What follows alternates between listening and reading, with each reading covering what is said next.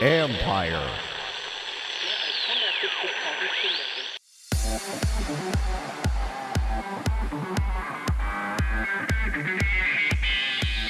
An esports unicorn in Asia is coming to America. To me, esports simply feels like another engagement mode or revenue stream for the potential of the game. So if you think whatever the addressable market is for Call of Duty, that maybe plus 20, 30% is the addressable market for Call of Duty esports. That's Matt McCloskey, Vice President and GM for the U.S. markets for the Mobile Premier League, where gaming and esports collide. This is the Future Sport Podcast. I'm Bram Weinstein.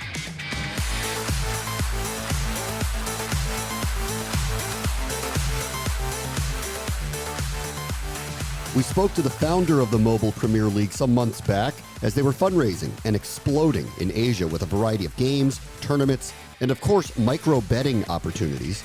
Now the league is coming to America with the hope of catching a similar wave of users here.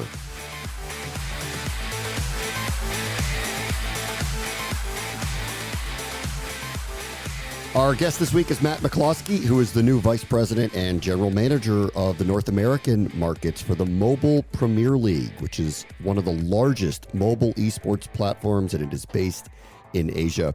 Hey, Matt, how are you? Thanks for joining us.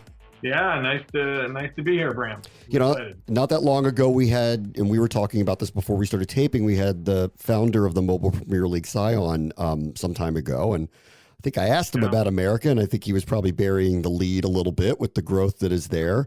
So tell me about what attracted you to wanting to work with the Mobile Premier League and grow it here stateside. Yeah, thanks. So I think there were three things that really interested me about Mobile Premier League. Number one, the idea of democratizing tournament winnings to lots and lots of people is something that I had actually pitched twice in my career before. I had pitched it once at Xbox in the context of esports and once at Amazon's Twitch in the context of building communities and supporting esports from the streaming side as well. Both times found for, I would say, legal comfort reasons around the whole real money gaming category, but I knew it was going to happen eventually. So it's just been something. I've been involved in esports for many, many years, going back to Halo and then Xbox and then Twitch. And I knew this was going to happen eventually. I just didn't know who was going to do it. So when Mobile Premier League came on and Cy started talking about, huge global scale platforms where instead of, 160 people participating in a tournament where the top 4 teams of 4 people each get to participate in the tournament prize, you could have 100,000 people sign up and 50,000 people get to participate in some way. And that's something I've just known is going to happen in our industry. And Mobile Premier League seemed like they got the jump on it, coming from India with the kind of scale that they have in the demographics of young people and mobile penetrating in India. So it seemed like an exciting opportunity to do something I knew was going to happen. Let's talk about the legalities here for a moment. We're still in murky territory, obviously, as jurisdictions change around the country in and around the type of activities that you're talking about. Could you just kind of give me a broad view of how you see that working here now and maybe into the not too distant future as more states and jurisdictions legalize gambling? Yeah, so we're not gambling, number one. So let's be super clear on that. What we're doing is esports with tournament prizes. Some of those tournament prizes are cash. And I want to be clear on that because I know other people may disagree with us. Those people are generally regulators who are not as familiar with video games and esports. But you wouldn't say Mobile Premier League is gambling any more than you would say the PGA is gambling. People pay to enter tournaments and they participate in tournament prizes. And nobody questions that golf is a game of skill, for example. Well, me having come up through the video game industry, it doesn't even enter my mind that playing video games is not a game of skill. It is entirely a game of skill. And so we only do the esports and the tournament prizing around games of skill. And that's a pretty clear line that we try to hold on to. Now, some jurisdictions, a majority of jurisdictions and state jurisdictions in the U.S. have caught up to that and understand that distinction, and some are still working on it. And so, how do you view navigating that where state by state there is a different viewpoint on the game of skill? Yeah, well, I mean, we have to have, state by state blocks and make sure we're compliant with whatever the legal jurisdiction is. And we have a whole bunch of lawyers and technology that help us block in states where it's prohibited. Another problem is right now we can't be on the Google Play Store.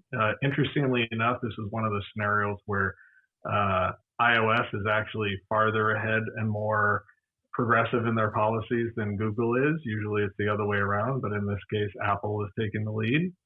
And so we have to comply where we are. And then over time, we'll just make sure we stay within the lines. And then eventually we hope that people who are writing those regulations catch up to the trends that are happening in gaming and around the world. And we hope they catch up. And if not, we're happy to help them understand the video game industry. I mean, I'm with you here on the big picture. Why do you think some of the companies that were here, specifically the ones you were working for, were reluctant to jump into this? Big companies like Amazon and Microsoft are subject to intense regulatory scrutiny.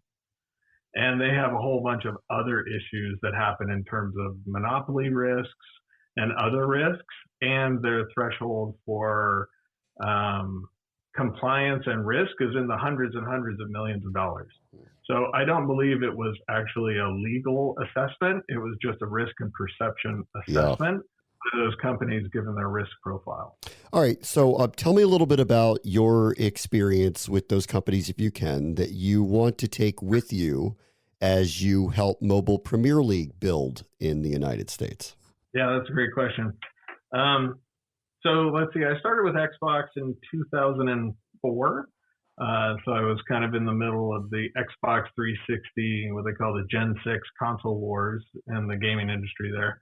So I was there for 12 and a half years, spent a lot on the third party side, dealing with all the traditional video game publishers like Electronic Arts and Take-Two. And then I spent the last 6 years as COO of 343 Industries, which is the studio that manages the Halo franchise after Bungie had spun out to go work on Destiny and some new projects.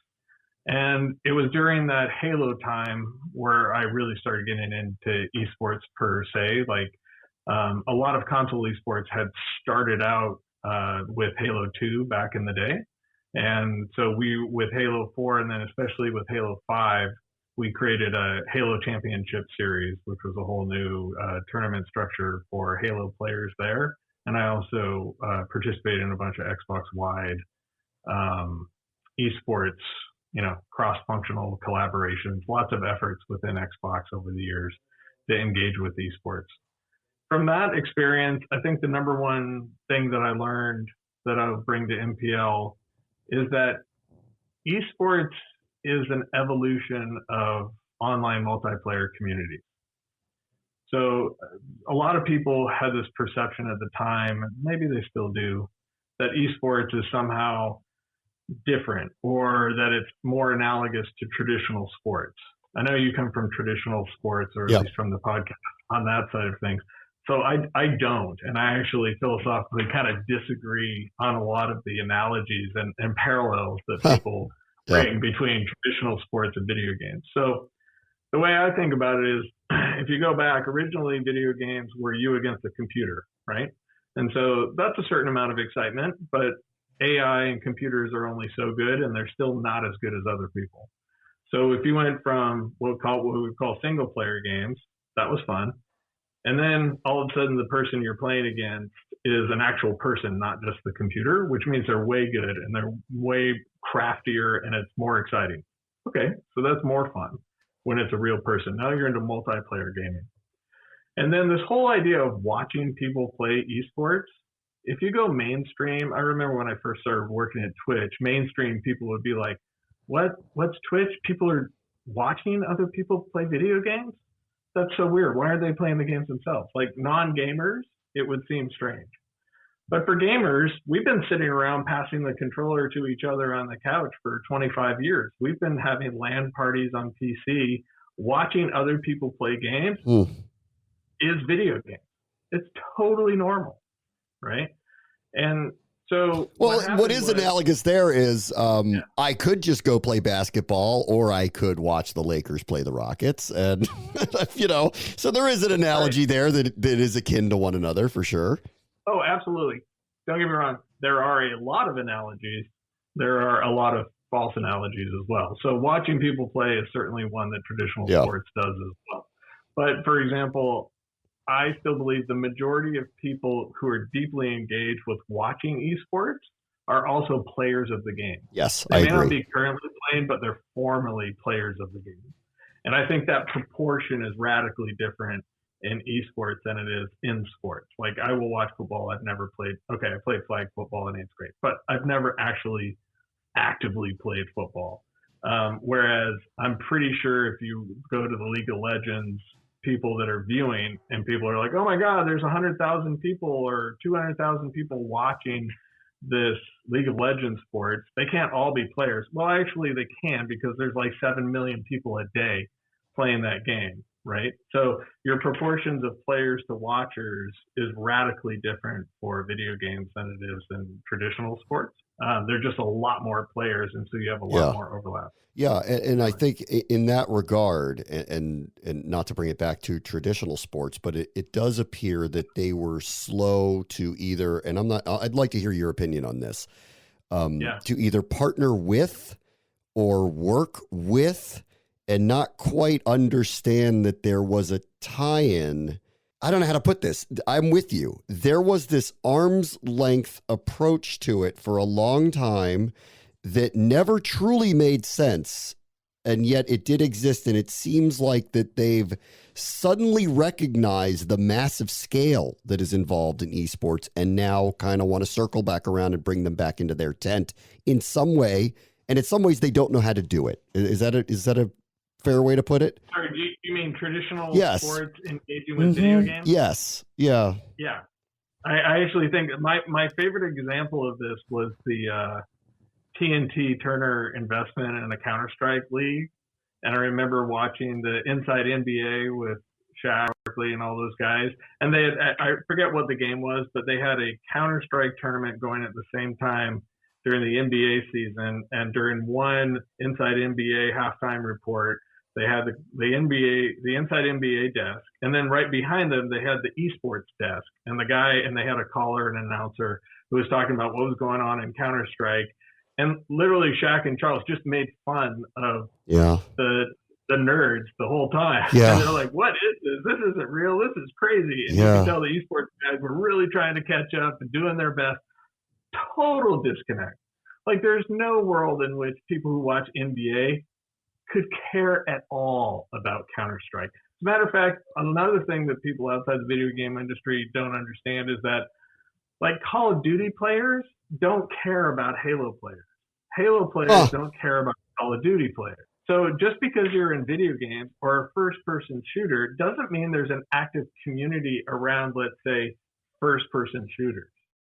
It used to be hard to stay close to family until Facebook Portal. We went from rarely video chatting to seeing each other on Portal almost every day.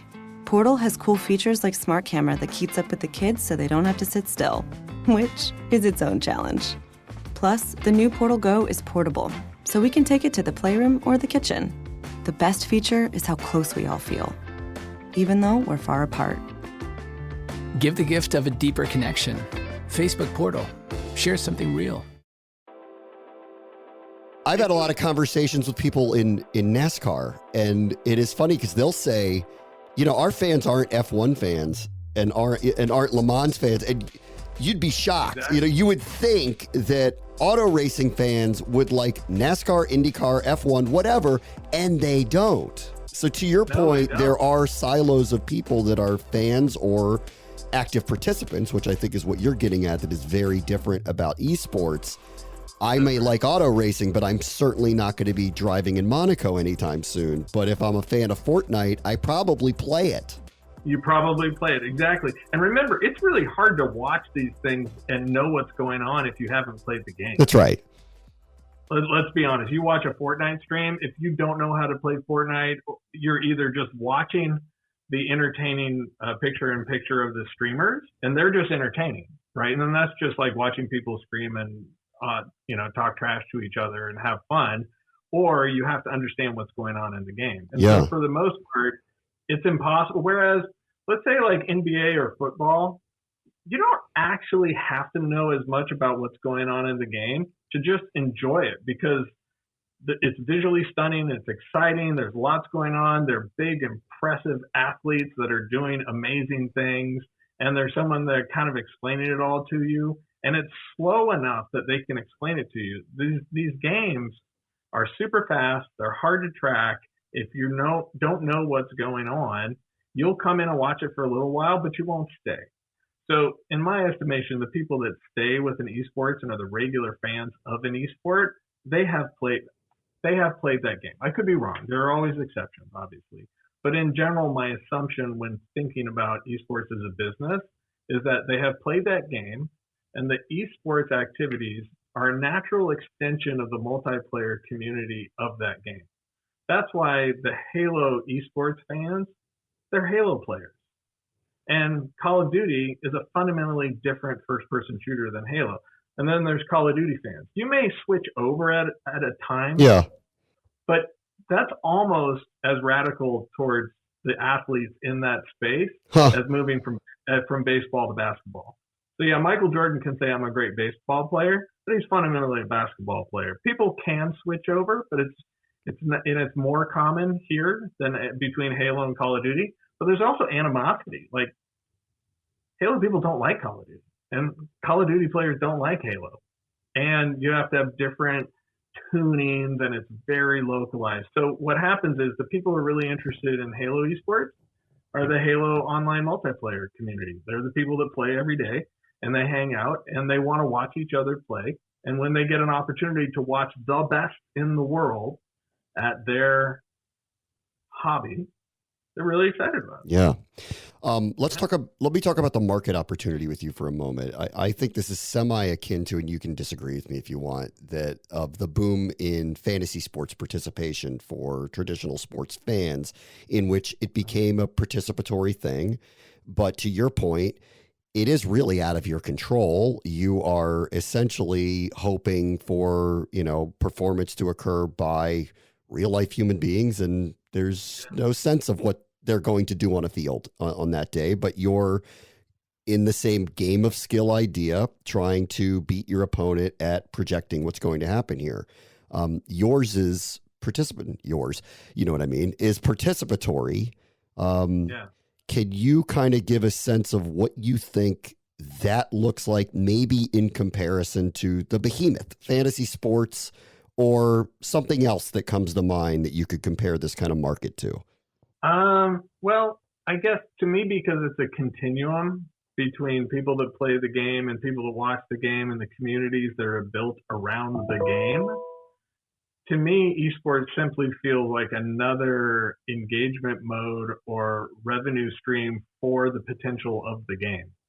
So if you think whatever the addressable market is for Call of Duty, that maybe plus 20, 30% is the addressable market for Call of Duty esports.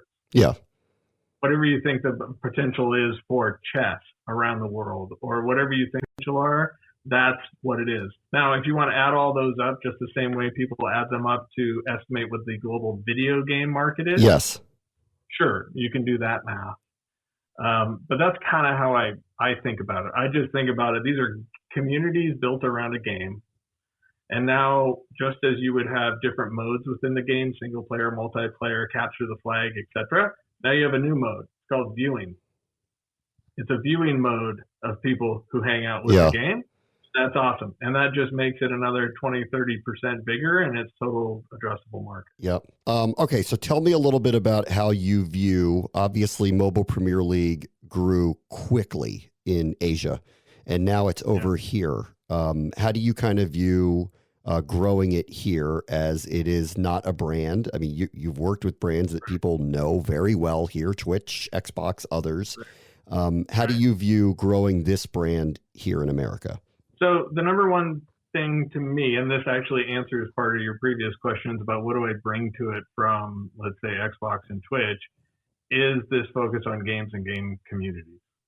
So to me, the meta brand of the meta game of the MPL Pro app around big tournaments is the differentiator, but it has to be embraced by great games and great gaming communities.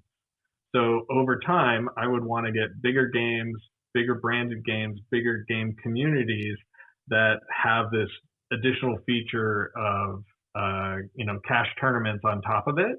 That is a complement to the existing game and the gaming community that they already have.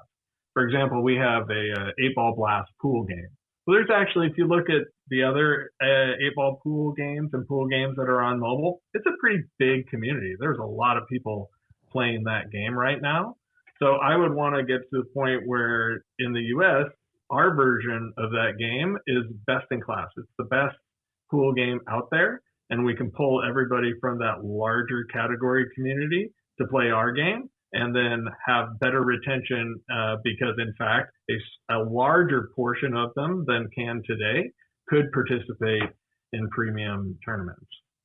So to me, it's all about the games and the game community. You have great games, you can do anything. You have lousy games, you're always going to have to pay for acquisition, and it's going to be tough.